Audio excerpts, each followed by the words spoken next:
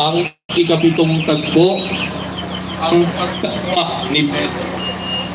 Isama po natin sa ating kahilingan ang mga sumusunod. Para po sa buong ang kanila kapatid Sonny Bonifacio at pamilya, kapatid Amparo Vicente at pamilya, kapatid Nita Valeriano at pamilya, kapatid Rhea Anzures at pamilya, at kapatid Evelyn Villaluz at pamilya, at para sa lahat ng mga nakararanas ng pagtatraidor, pagtataksil at pangloloko, upang matuto silang manatiling mabuti ang puso at kalooban at nakalaang magpatawad sa kabila ng pangit na karanasan.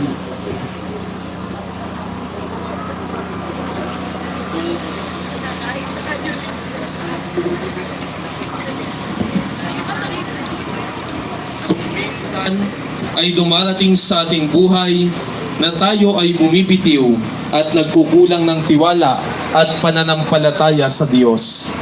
Lalo na kung sunod-sunod, sabay-sabay ang mga dagok at pagsubok. Kung hindi nagkakaroon ng kasagutan ang ating mga panalangin at tila ang pakiramdam natin ay pinabayaan na tayo ng Diyos. Sa panahon ng mga pagsubok at pag-uusig, mabilis ba nating tatalikuran si Jesus at ang ating pananampalataya? Madali ba tayong marahuyok ng ibang sekta at itatatwa rin ba natin ang ating kinamulatang pananampalataya? Tunghayan natin ang ikapitong tagpo.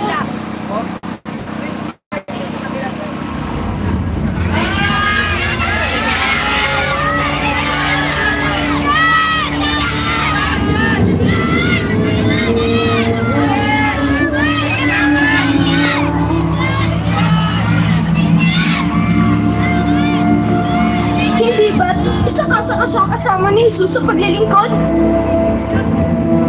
Ako, nagkakamali ka. Sandali, ikaw ang isa sa mga disipulo ni Jesus. Hindi ko kilala ang tao na yan.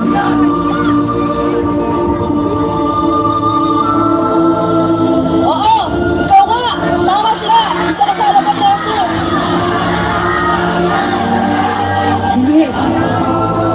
Hindi!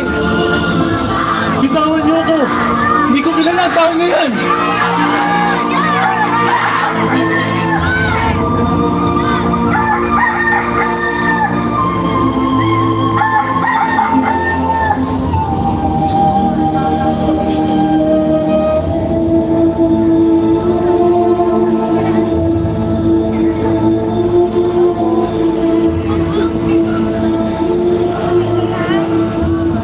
Maglaan po tayo ng ilang minutong katahimikan. Maawain ni Jesus, patawarin mo kami kung kami ay nagkukulang ng tiwala at pananampalataya, lalo na sa panahon ng pagsubok at pag-uusig. Kami ay bumibitaw sa iyo, at kung minsan ay lumalayo pa kami sa iyo. Bigyan mo po kami ng lakas at determinasyon na maging matatag sa aming pananampalataya